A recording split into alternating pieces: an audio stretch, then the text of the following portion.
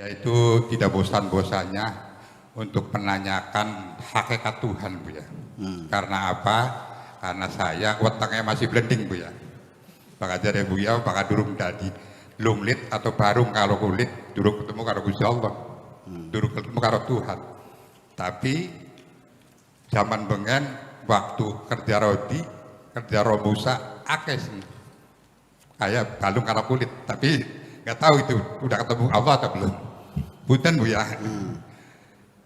Buya pernah mengatakan bahwa apa sih Tuhan itu, ataukah Tuhan itu materi atau konsep atau suatu keyakinan. Ketika Tuhan itu didefinisikan dengan materi, itu sangat tidak mungkin. Karena apa? Karena materi itu cepat rusak. Benda yang cepat rusak tidak mungkin untuk menjadi Tuhan. Nah, yang kedua adalah konsep. Konsep itu kan gagasan, pikiran, ide, narasi, atau program. Ketika konsep itu sudah tidak relevan atau sudah tidak luas, makanya konsep itu akan ditinggalkan. Yang ketiga adalah Tuhan apa suatu keyakinan yang kita lihat wujud ini apakah memang betul dari ketiadaan. Pastinya ya nggak mungkin sesuatu terjadi itu karena sesuatu. Artinya bahwa ada sesuatu yang maha ada atau yang keberadaannya maha ada. Apakah yang maha ada itu termasuk Tuhan? Kita pikirkan. Kita kembali kepada energi, Bu ya. Energi adalah sesuatu kemampuan untuk melakukan usaha. Energi adalah bisa berubah-ubah pada suatu tempat. Energi tidak bisa diciptakan dan tidak bisa dimusnahkan. Energi menurut Einstein, massa dikalikan kecepatan cahaya M sama dengan C kuadrat akan menghasilkan kemampuan dan keberadaan. Energi adalah langgeng, energi tidak berawal dan tidak berakhir. Energi, kesimpulannya energi adalah hidup. Nah, apakah kita hidup itu sebagai Tuhan?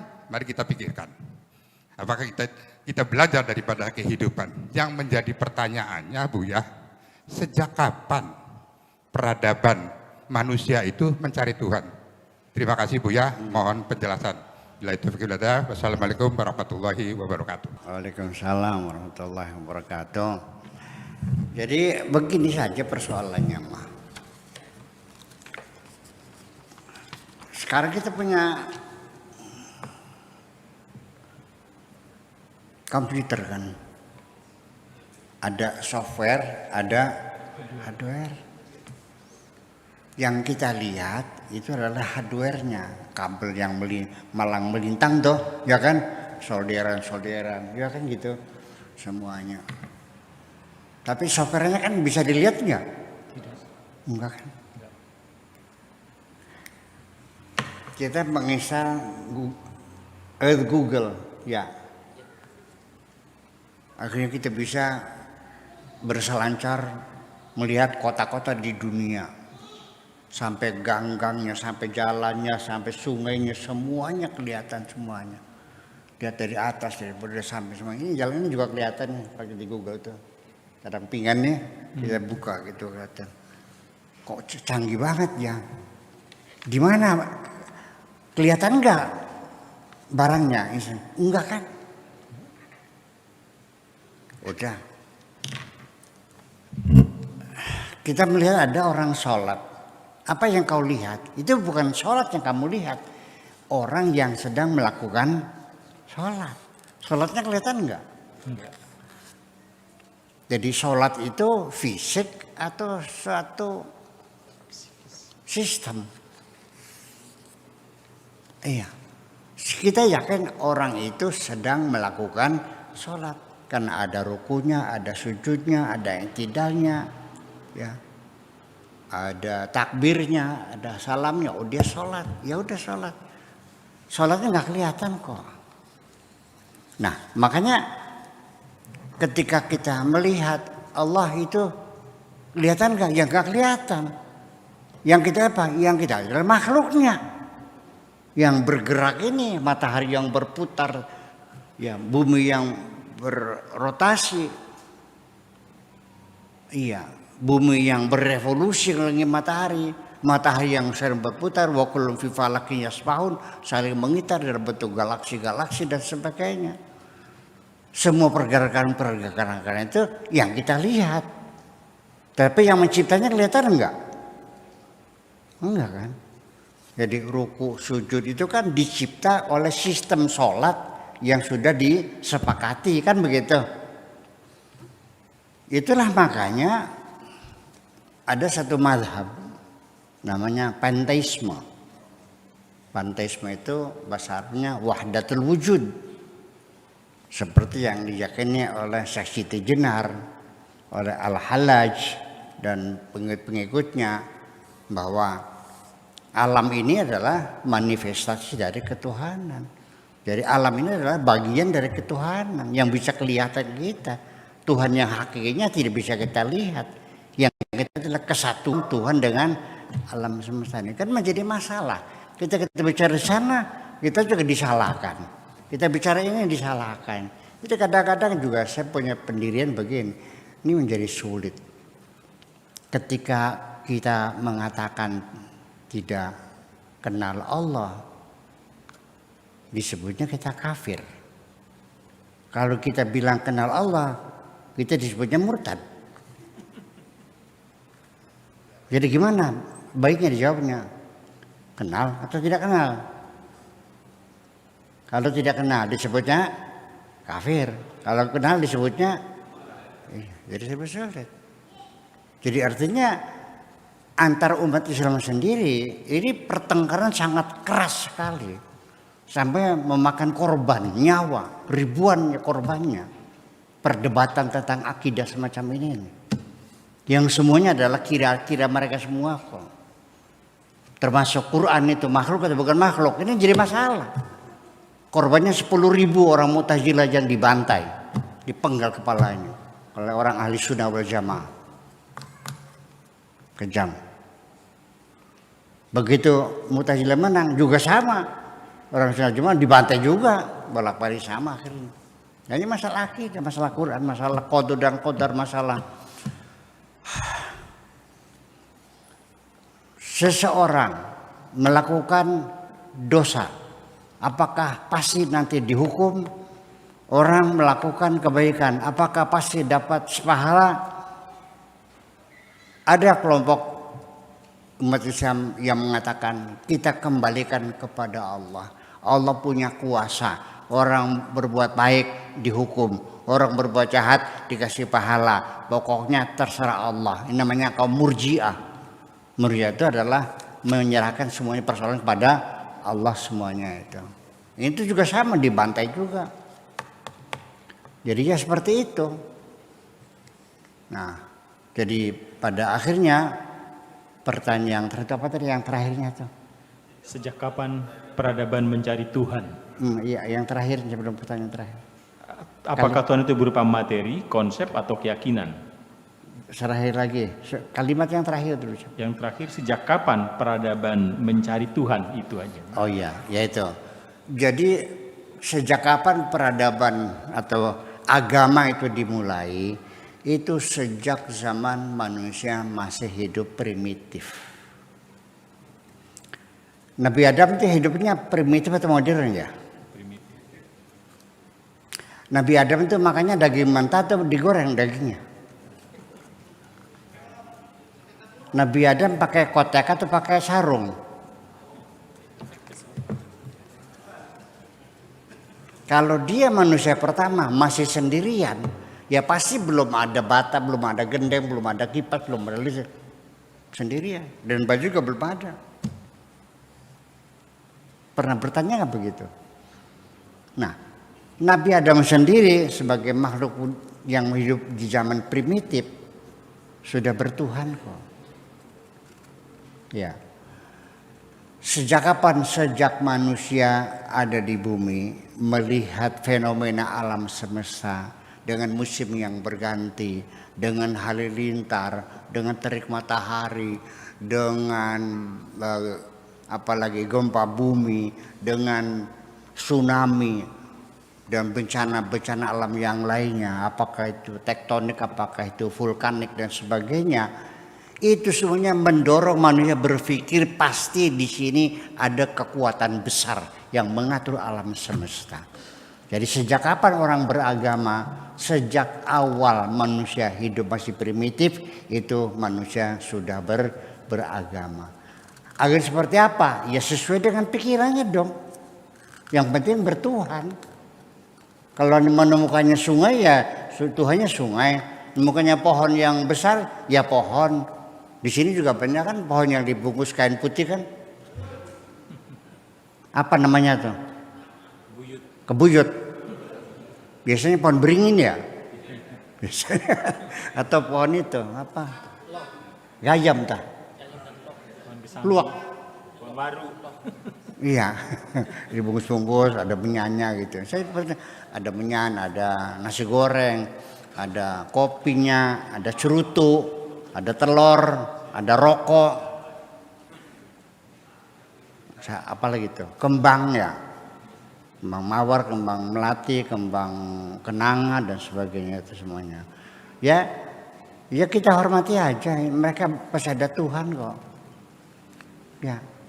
Nah kita sendiri sesungguhnya mengalami kesulitan ya untuk menerangkan Tuhan yang kita yakini kepada mereka yang primitif itu loh. Karena mereka pengennya kelihatan Tuhannya kan gitu. Sedangkan Tuhan kita kan tidak bisa dilihat. Itulah makanya bahwa kenapa di Indonesia ini agama Islam tersebar cepat sekali bahkan menjadi mayoritas. Karena dulu orang Indonesia itu pada zaman dahulu kala agamanya itu agama Kipatayang, Kapitayang. Kapitayang itu adalah agamanya orang Indonesia yang mereka mengatakan bahwa Tuhan itu tidak bisa dilihat. Berarti persis sama seperti Tuhan dalam agama Islam, laisa kamitslihi syai'un.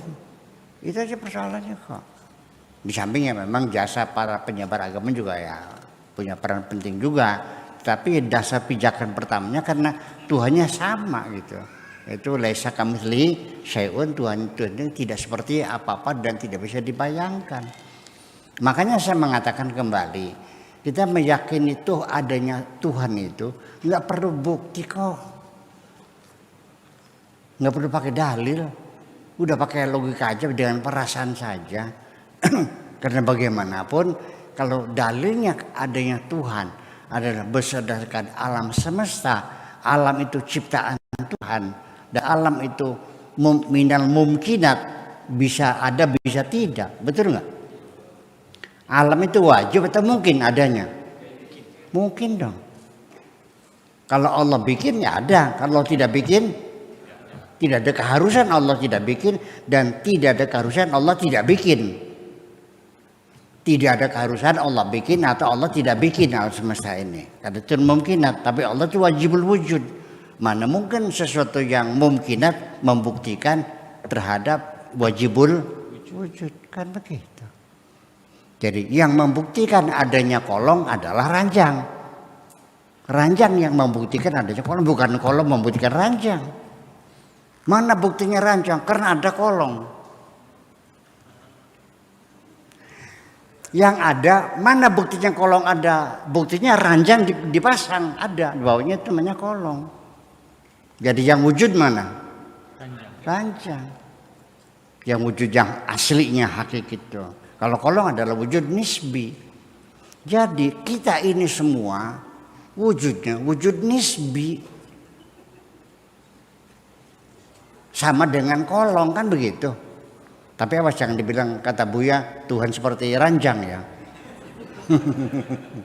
Salah lagi nantinya. Yang aneh gitu, mata kita bisa melihat kolong, tidak bisa melihat ranjang. Aneh enggak? Mungkin enggak melihat kolong tapi tidak melihat ranjang? Tapi nyatanya begitu. Anda melihat alam semesta, melihat maujudat, melihat matahari, bisa enggak? Bulan, bisa. Bintang, pohon, lautan, bisa kan? Nah, yang menciptakannya kelihatan enggak? Kan aneh jadinya. Padahal yang wujud hakiki itu Allah. Wujud ini wujud nisbi. Ya kenapa begitu? Ya itulah persoalannya. Ya, jadi dibolak-balik juga ya, tetap pada akhirnya bahwa saya meyakini adanya Tuhan itu dengan perasaan saya, bukan dengan bukti dalil-dalil alam semesta ini. Karena nanti kita akan terjebak. Masih ingat terjebak? Satu, kita terjebak sebelum Tuhan menciptakan langit bumi.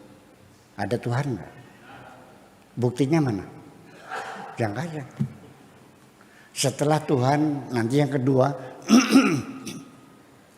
setelah Tuhan menggulung langit bumi, habis, ditiadakan semuanya, kembali nol, kosong. Lalu kamu ditanya, masih yakin Allah ada? Masih yakin? Masih yakin. Mana buktinya? Anda kehilangan bukti. Begitu Anda kehilangan bukti, Anda akan terpaksa mengatakan Tuhan tidak ada. Karena tidak ada bukti. Paham nggak? Jadi gini, saya mengatakan Allah ada. Tidak perlu bukti. Tidak harus dibuktikan dengan bukti. Tidak harus diargumentasikan dengan dalil-dalil. Yang jelas aku merasakan Tuhan ada. Paham nggak? Gitu. Tidak diperlukan dengan dalil-dalil.